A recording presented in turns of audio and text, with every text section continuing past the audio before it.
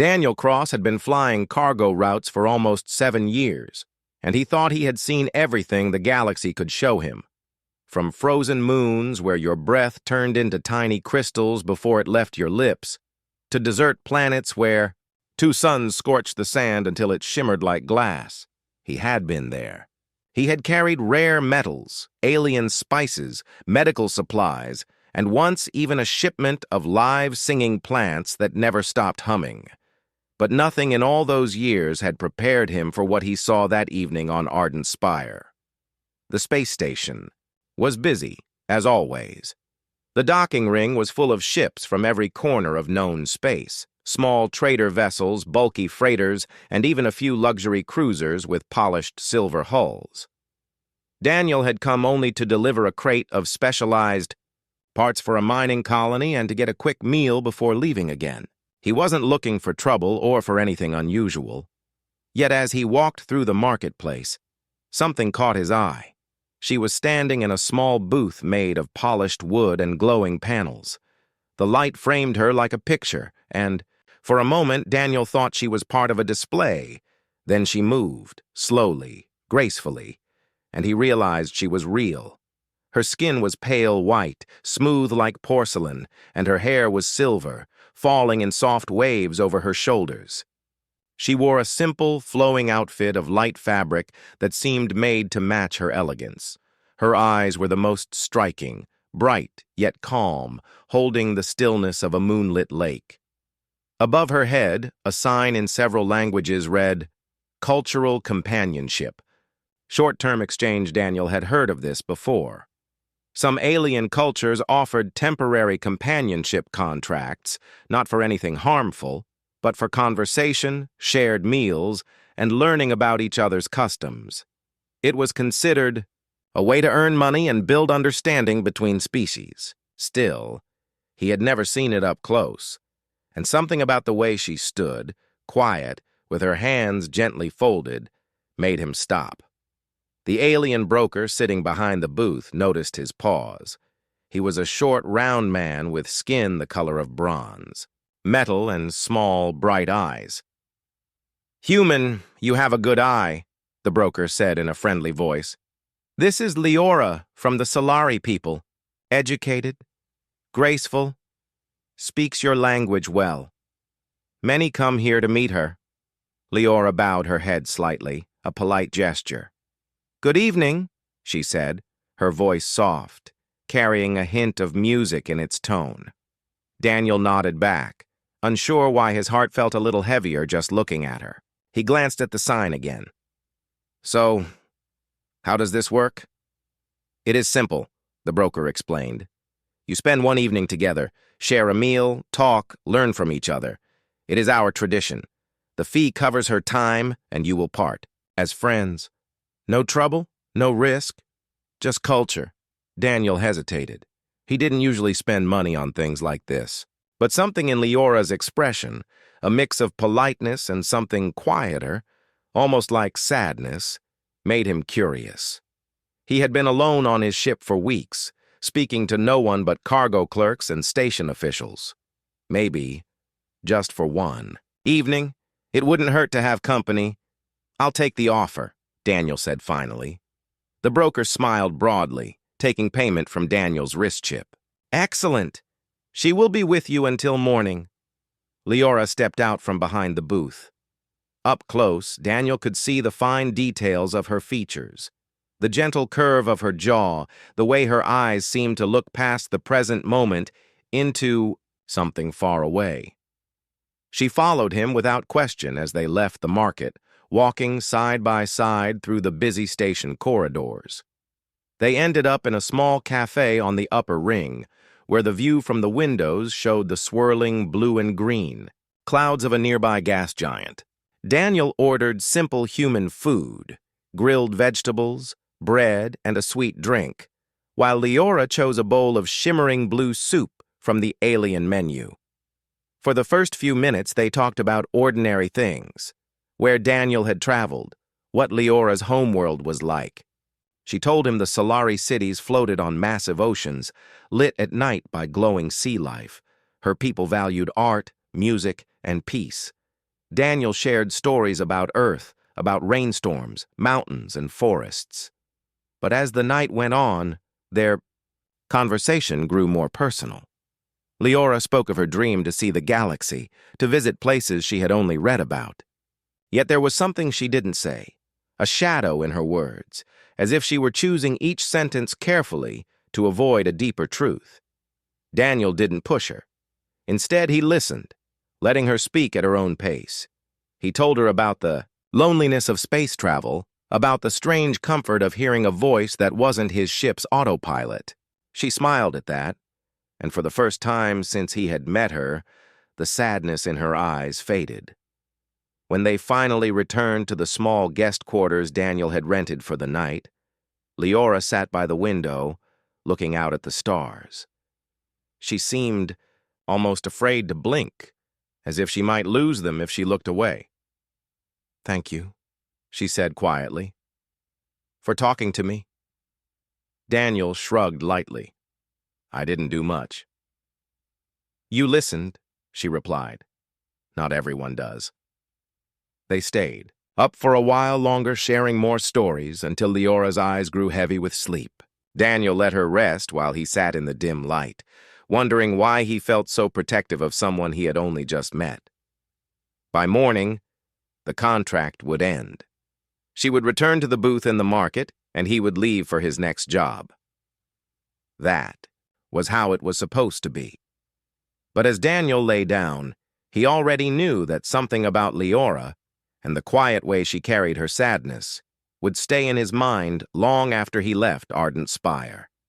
And somewhere, deep inside, a thought began to form.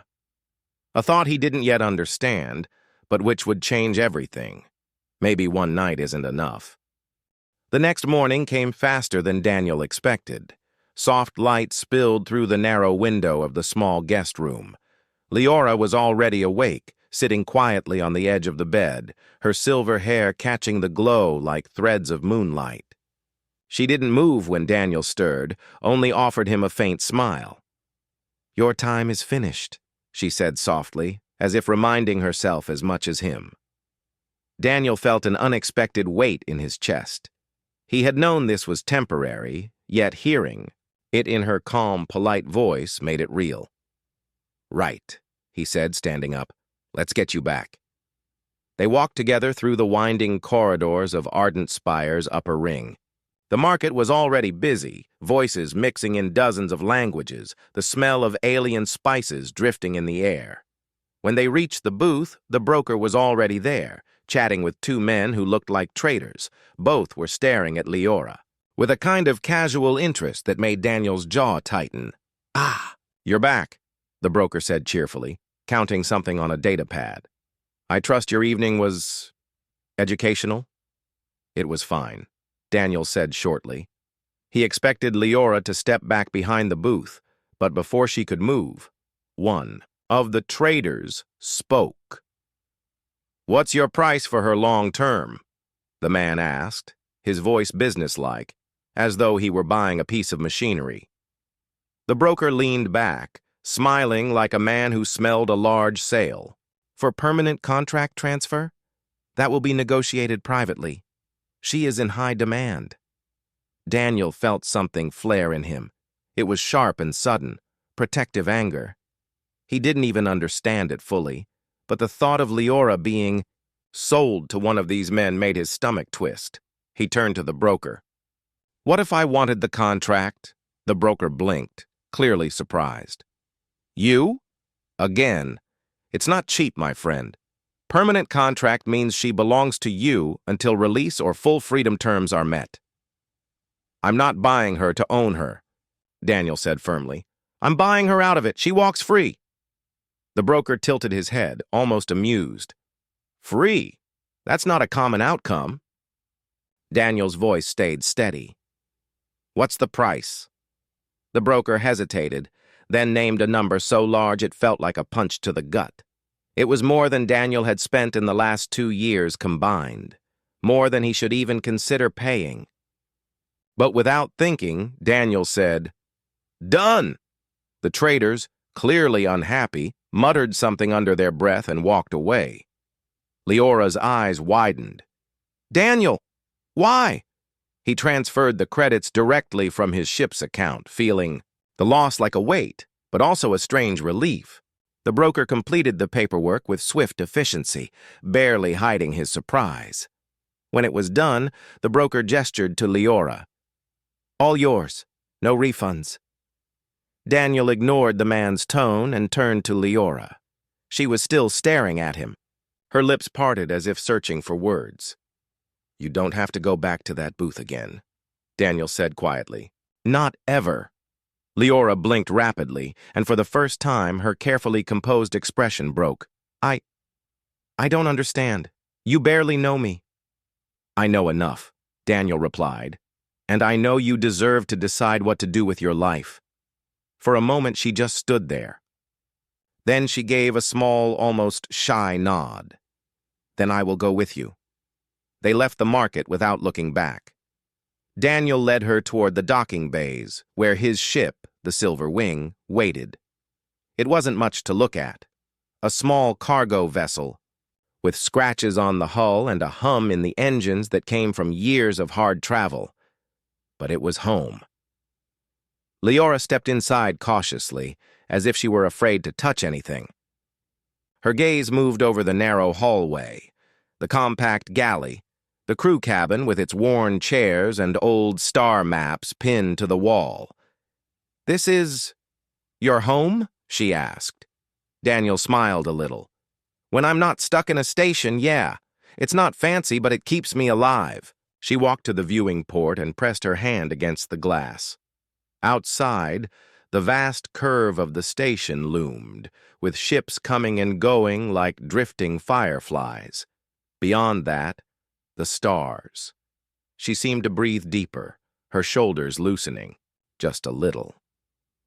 Daniel stored his bag, then leaned against the wall, watching her. "You're free now, so tell me, do you want to stay here for a while, or do you want me to drop you somewhere else?" Leora turned to him slowly. "You would let me go, after you paid so much?" "It's not about the money," he said simply. "It's about you choosing for yourself." Her gaze held his for a long moment before she answered. "Then I choose to stay, at least, until I know where I belong." "Fair enough," Daniel said, trying to hide the small sense of relief he felt. "I could use the company." They spent the rest of the day preparing for departure. Leora asked endless questions about the ship's controls, the star charts, even the old dent in the galley table. Daniel answered each one patiently. She seemed genuinely curious, and for the first time since he'd met her, there was a spark of excitement in her eyes. That night, as the ship drifted away from Ardent Spire, Daniel noticed her standing again at the viewing port.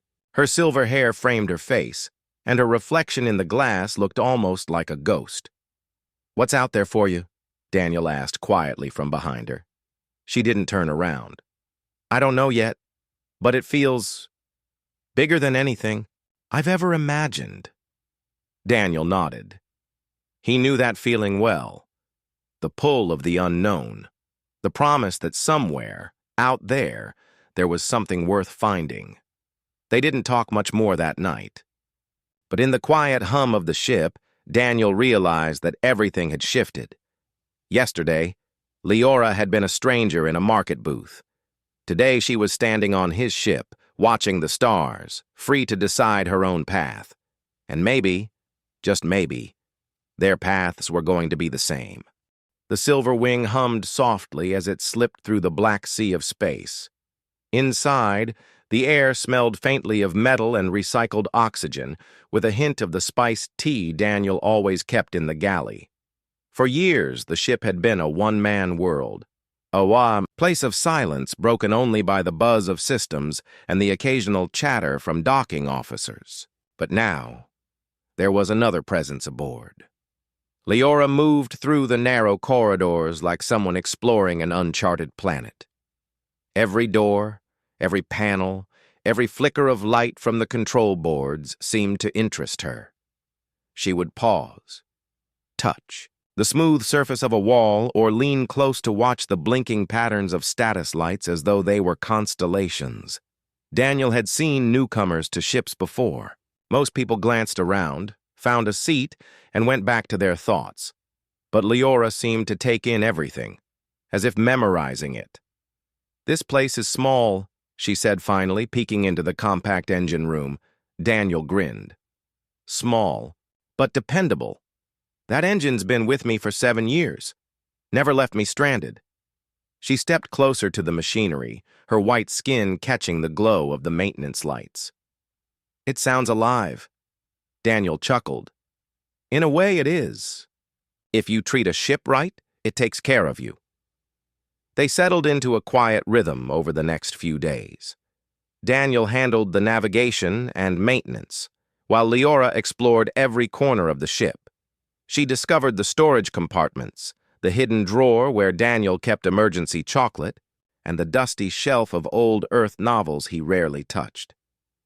One evening, Daniel walked into the galley to find her cooking.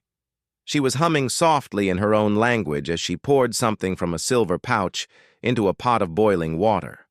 A strange, pleasant aroma filled the air, spicy but also sweet, like a mix of cinnamon and fresh rain. "What's that?" Daniel asked. "A Solari comfort dish," she replied, stirring gently. "We call it Severin broth. My mother used to make it when the ocean storms came." Daniel sat at the small table watching her work. There was something peaceful about the way she moved, careful, deliberate, but never rushed. When she placed the bowl in front of him, the soup shimmered faintly under the galley lights. He took a cautious sip and felt warmth spread instantly through his chest. "That's incredible," he said honestly. Leora smiled, a real smile this time, without the shadow of sadness. "Then I'll make it again." At night, they often found themselves in the viewing lounge, a narrow space at the front of the ship with a large curved window. Leora would stand there for hours, her eyes fixed on the endless field of stars. Sometimes she would speak, pointing out constellations from her homeworld. Other times, she remained silent, as if the sight alone was enough. But Daniel noticed something else. She often woke in the middle of the night. He would hear the faint sound of footsteps or the soft click of the door as she went to the viewing lounge alone. Her expression in those moments was different, more guarded, as though she was trying to keep a part of herself hidden. One evening, he found her sitting on the floor near the window, her knees pulled close. "Can't sleep?" he asked gently. She glanced at him, startled, then looked away. "Just thinking." He didn't press her. Instead, he sat down a few feet away, resting his back against the wall. They stayed like that for a while, listening to the quiet hum of the ship. "Do you miss your home?" Daniel asked at last. Leora hesitated. "I miss parts of it. The ocean, the lights at night, the sound of waves under the city platforms." "And the people?" She was silent for a long moment. "Some of them," she said finally. Daniel nodded. He could tell there was more she wasn't saying, but he didn't push. He had learned that some truths only came when the person was ready. Days turned into a week, and slowly, Leora began to adapt to ship life. She learned how to operate the food dispenser, how to secure loose items before a jump, and even how to read basic navigation charts. Daniel showed her the controls in the cockpit, explaining how each lever and display worked. She listened carefully, her fingers sometimes brushing over the worn edges of the panels as if trying to feel the years of travel stored in them. One afternoon, they stopped at a small outpost to refuel and trade. Leora followed Daniel through the supply bay, her gaze darting to every stall and merchant. But unlike her first day on Ardent Spire, she didn't look tense. She looked curious. At one stall, she found a small carved pendant shaped like a sea creature from her homeworld. She held it for a long time before setting it down. "Do you want it?" Daniel asked. She shook her head. "Not yet. I want to earn what I choose to keep. Daniel respected that. Back aboard the Silver Wing, Leora seemed lighter somehow, as if the air around her carried less weight. She laughed more, asked more questions, and even teased Daniel once or twice about his terrible handwriting on the cargo logs. But the nightmares still came. One night, Daniel woke to hear her speaking, quickly in Solari, her voice low but urgent. He couldn't understand the words, but the tone was sharp, fear mixed with pleading. She woke suddenly, breathing fast. When she saw him in the doorway, she tried to smile. "Bad dream?" he asked. "Just memories," she replied softly. Wanted to ask more, but the look in her eyes told him she wasn't ready. So he nodded, made her a cup of tea, and they sat together in the galley until she calmed. The more time Daniel spent with Leora, the more he realized that freeing her from the contract had been only the first step. Whatever had happened in her past was still with her, shaping the way she moved, the way she watched people, the way she chose her words.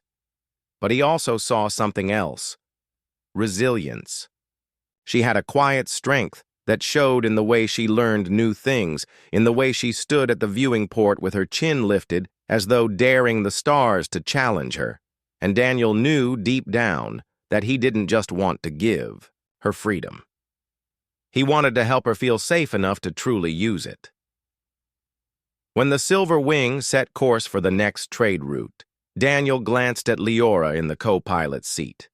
She was studying the star chart intently, her silver hair falling forward as she leaned over the console.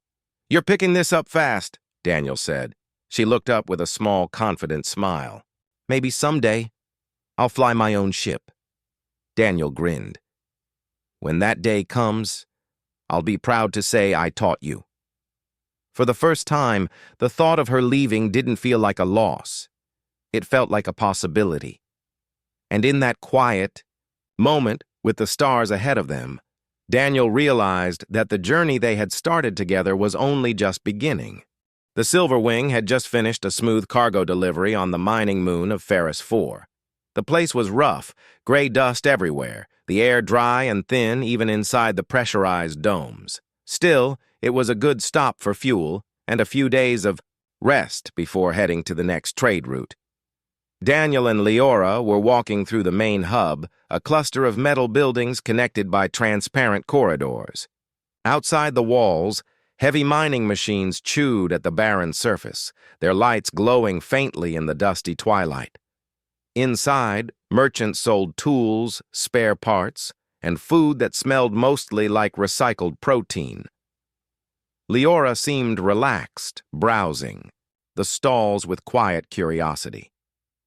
She had picked up a small woven bracelet from a table and was running her fingers over its texture when Daniel noticed them. 3 figures standing near the far wall, watching her. They weren't miners. Their clothing was cleaner, sharper, with long coats marked by an insignia Daniel didn't recognize. One of them, a tall man with pale, almost colorless eyes, stepped forward. "Leora Solari," the man said in a smooth, cold voice. Leora froze. Her hand tightened around the bracelet. "Daniel," she whispered, not taking her eyes off the strangers. Daniel stepped between her and the man. "Can I help you?" "This is not your concern," the man replied. "She is under legal claim. Her contract is still valid under Solari law. She will come with us."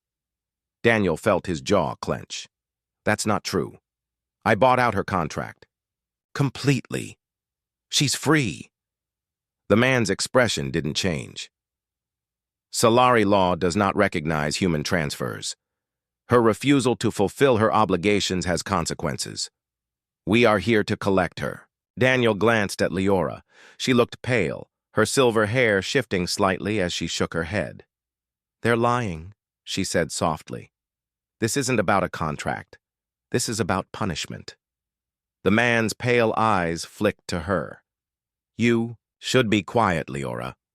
It will be easier for you if you cooperate." Daniel stepped closer. lowering his voice so only Leora could hear. "Who are they?" Her gaze stayed on the floor. "People from home. They work for someone powerful, someone I refused." Daniel didn't know the details yet, but he didn't need them to understand one thing. These men weren't here for business.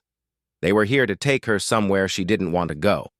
They followed Daniel and Leora out of the market, keeping a steady distance but never losing sight of them. The mining hub wasn't a place with much law enforcement, and what little there was could be bought easily. Daniel knew that if they made a move here, no one would interfere. "We need to get to the ship," Daniel said quietly. Leora nodded, her pace quickening.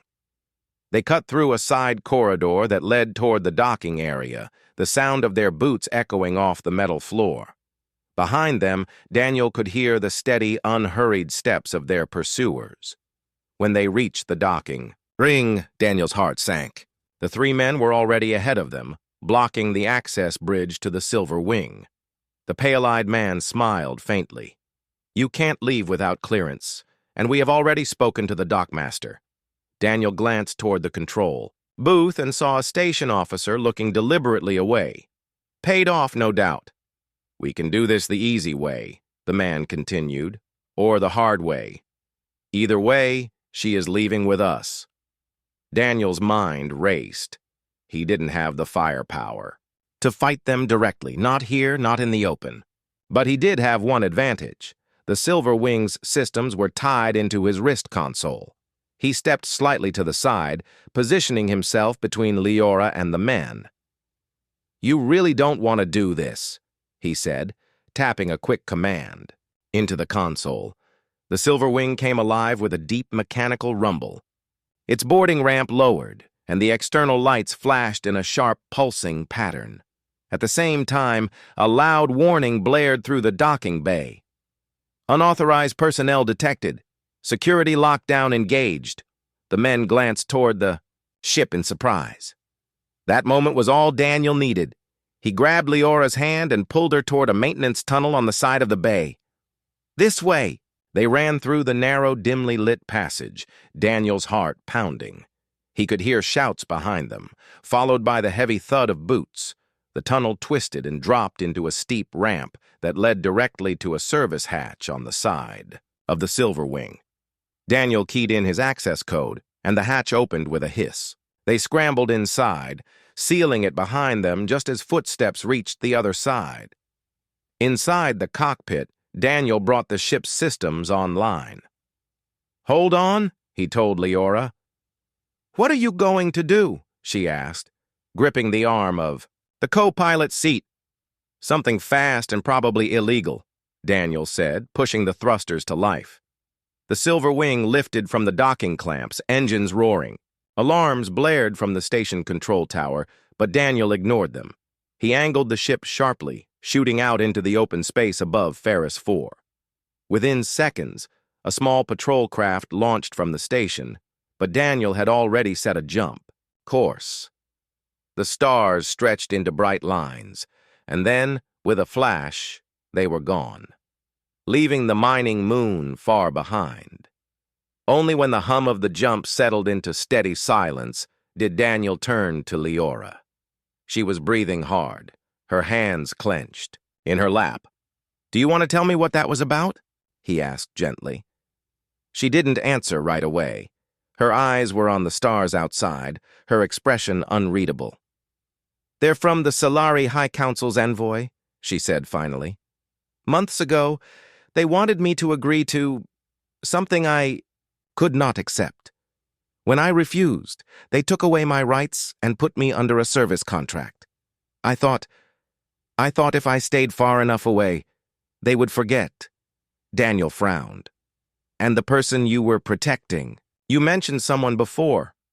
Her gaze dropped to the floor. "A younger one. Someone they had their eyes on.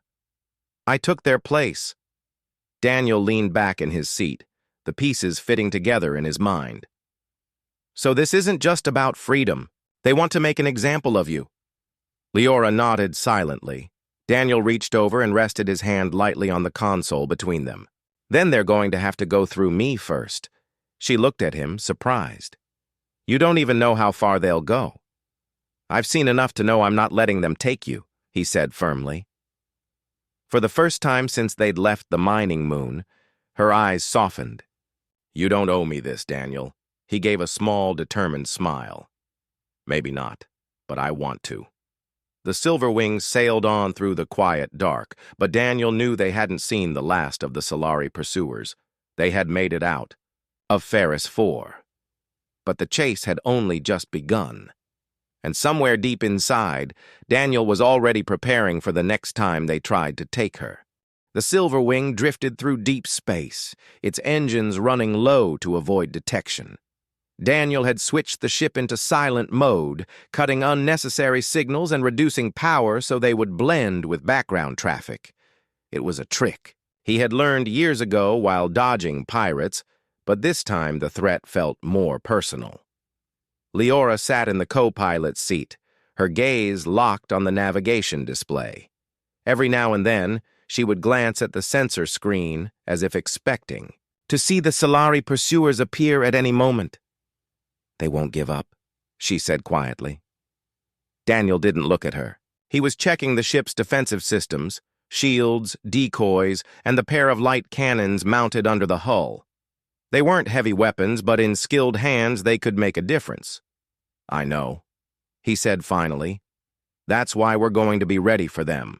They landed at a neutral spaceport on the edge of the Galdros Belt, a place known for shady deals but also for keeping its doors open to anyone who could pay docking fees. Daniel had friends here, people who owed him favors. He took Leora to meet one of them, a human named Rin Calder, who ran a small repair and supply station out of a cluttered hangar. Rin was tall and broad-shouldered, with grease on his hands and a grin that made him look like trouble in human form. Dan, you, old star rat, Rin greeted, clapping him on the shoulder. What brings you here? Thought you swore you'd never set foot in Galdros again. Change of plans, Daniel said, stepping aside to reveal Leora. We're being followed. Need supplies, upgrades, and maybe some advice. Rin's grin faded. The bad kind of followed? Daniel nodded. The Solari High Council kind, in C, whistled low. You don't aim small, do you? He looked at Leora with a curious tilt of his head. Don't worry, miss. If Dan's watching your back, you've got the best odds you'll get in this part of space. Leora gave a polite nod, though her eyes stayed cautious. Over the next 2 days, Daniel and Rin worked on the Silver Wing. They reinforced the shields, updated the targeting systems, and loaded extra decoy drones. Leora helped where she could, learning how to run power cables and reset navigation relays. In the evenings, Daniel sat with her in the galley, going over possible scenarios. If they find us in open space, he explained, we'll have to use speed and decoys. If they corner us in a station, we blend into the crowd until we can slip away. Leora listened carefully, committing every word to memory. And if they block every escape? She asked. Daniel met her gaze steadily. Then we stand our ground. On the 3rd day, the warning came. Daniel was in the cockpit when the ship's long-range scanner picked up a small group of vessels entering the sector. 3 of them bore Solari signatures. They weren't broadcasting identification codes, but the readings matched the ships from Ferris 4. They're here, Daniel called out. Leora came running, her face pale but determined. How long before they reach us?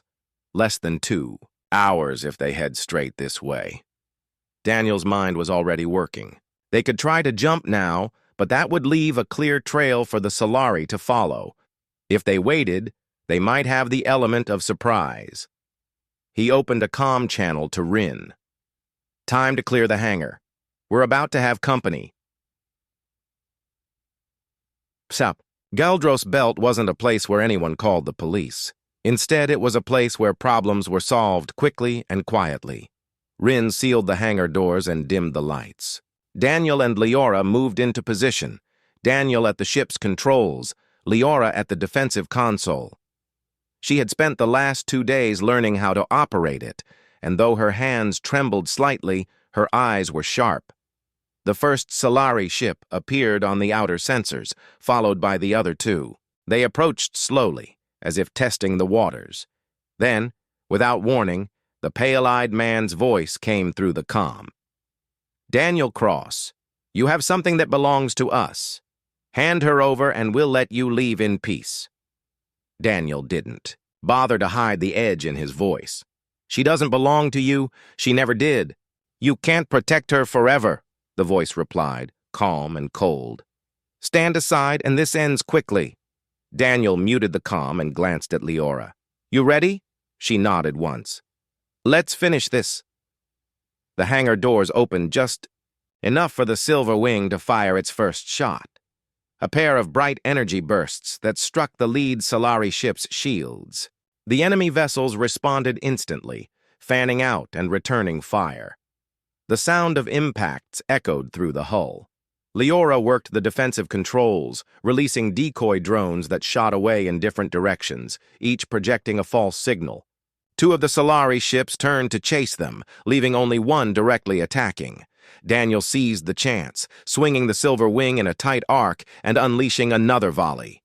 Sparks flared across the Solari ship's hull. "They're regrouping," Leora called out. "I see it," Daniel said, his hands steady on the controls. "Hold on." The battle became a dance. Quick maneuvers, sudden bursts of fire, moments of silence followed by the crackle of impact. The Solari ships were faster, but Daniel knew the belt's navigation hazards better. He wove between drifting asteroids and debris fields, forcing them to slow down or risk collision. Leora's voice stayed calm as she tracked their movements, calling out warnings and target locations. More than once, her quick directions saved them from a hit. Finally, after nearly 20 minutes of tense combat, one of the Solari ships took a direct blast to its engines and veered off, trailing smoke. The other two hesitated, perhaps realizing they couldn't take the Silver Wing without risking serious damage. The comm crackled again with the pale-eyed man's voice. "This isn't over, Cross. You can't hide in the belt forever." Daniel cut the channel without replying. Silence filled the cockpit as the remaining Solari ships pulled away, vanishing into the shadows of the asteroid field. Leora let out a slow breath and leaned back in her seat. "We won?" "For now," Daniel said. "But he's right. They'll be back." She looked at him, her expression a mix of relief and resolve. "Then we'll be ready." Daniel gave a faint smile. "That's the spirit." Outside, the stars shimmered beyond the belt, cold and endless. But inside the Silver Wing, the air felt warmer, steadier. They had stood their ground and survived. It wasn't the end of the fight. Daniel knew that. But it was proof that they could face the Solari together, and as they set a new course away from the Galdros belt, Daniel found himself thinking less about the next battle and more about the fact that, whatever came, he and Leora would meet it side by side. Days passed since the fight in the Galdros belt.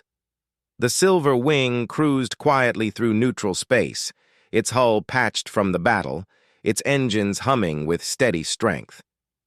Daniel kept their course unpredictable, changing directions often, slipping through smaller trade lanes and avoiding busy ports where word could travel fast.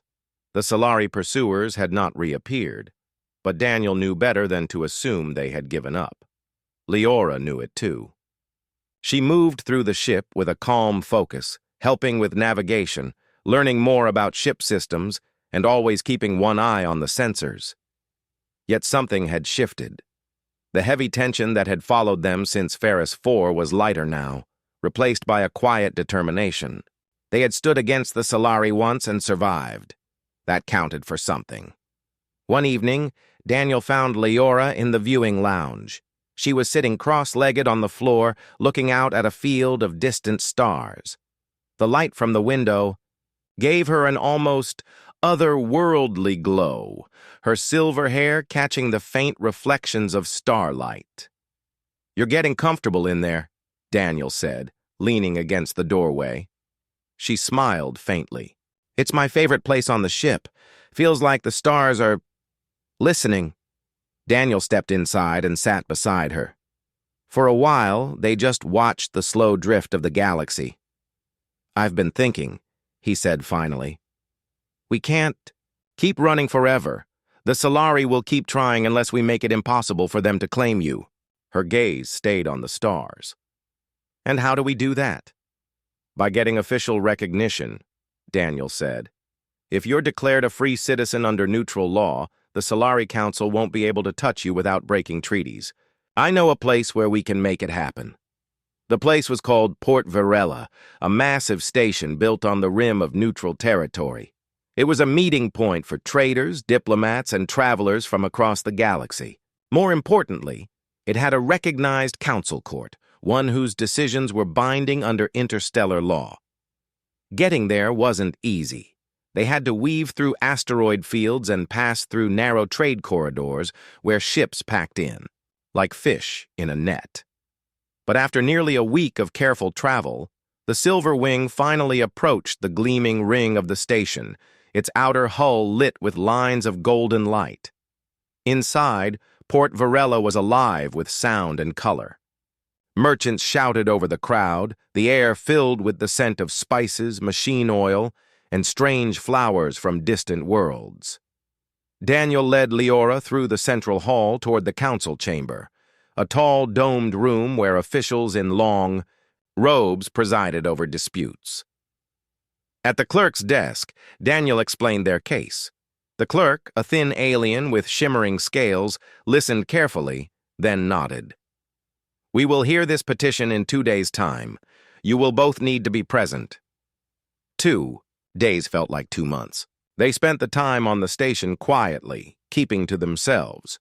Daniel didn't want to draw attention, but he could feel eyes on them now and then. It was hard to tell if they were just curious strangers or Solari agents waiting for the right moment. On the morning of the hearing, Daniel and Leora walked into the council chamber together. The hall was filled with the low murmur of voices, the air heavy with the scent of polished stone and incense.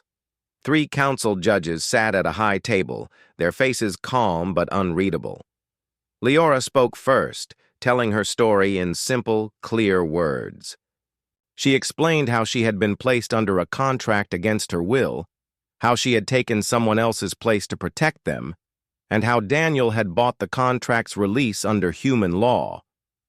Her voice never wavered, though Daniel could see the way her hands were folded tightly in her lap. When she finished, Daniel added his part, how he had found her, the Solari attempts to reclaim her, and the proof of payment for the full contract release. He placed the signed and verified transfer documents on the table. The Solari envoy was there too, the pale-eyed man from Ferris 4. He argued that their law took precedence, that Leora was bound to return. His voice was smooth, but underneath, it was the sharp edge of control. The judges listened to both sides, speaking quietly among themselves before one of them finally addressed the room. "This council finds that the petition is valid. Under interstellar neutral law, Leora Solari is recognized as a free citizen, with full rights to choose her place of residence and employment. Any attempt to claim her against her will shall be considered an act of violation against the council. Treaties!" The words settled into the air like a final lock clicking into place. Leora's eyes widened, and Daniel saw her shoulders drop as though a weight had just lifted from them. The Solari envoy's jaw tightened, but he said nothing more. Without another word, he turned and left the chamber. When they stepped back into the busy corridors of Port Varela, Leora stopped and turned to Daniel. "It's over," she said softly. Daniel nodded. "It's over." For a moment, they just stood there in the flow of people passing around them. Then Leora reached into her pocket and pulled out the small woven bracelet she had held back on Ferris 4, the one she hadn't taken before. "I bought this yesterday," she said, slipping it onto her wrist. "I wanted something to remind me of this day, of being free." Daniel smiled. "Looks good on you." They returned to the Silver Wing later that day. As they prepared to leave the station, Daniel turned to her in the cockpit. "You know," he said. "You don't have to stay on this ship anymore. You can go anywhere you want now. Start fresh." Leora looked at him for a long moment, her silver hair catching the cockpit light. "I thought about that," she admitted. "But everywhere I've been lately, you were there. That feels like home now." Daniel's chest tightened, though he kept his tone light. "So you're saying you're staying?" She smiled. Warm, certain. "If you'll have me." Daniel grinned. "Then I guess we're shipmates for the long haul." The Silver Wing lifted off from Port Varela, its engines carrying them back into the dark sea of space. Outside, the stars stretched endlessly, full of places yet to be seen. For Leora, each one was a promise, a reminder that her life was hers to choose. And for Daniel, each one was a reminder of the night he had made a choice, too, a choice that had brought them here, together. What had started as a one-night arrangement had become something far greater, a partnership built on trust, respect, and a quiet, growing love neither of them had planned for. The galaxy was wide and full of dangers, but neither of them planned to face it alone again.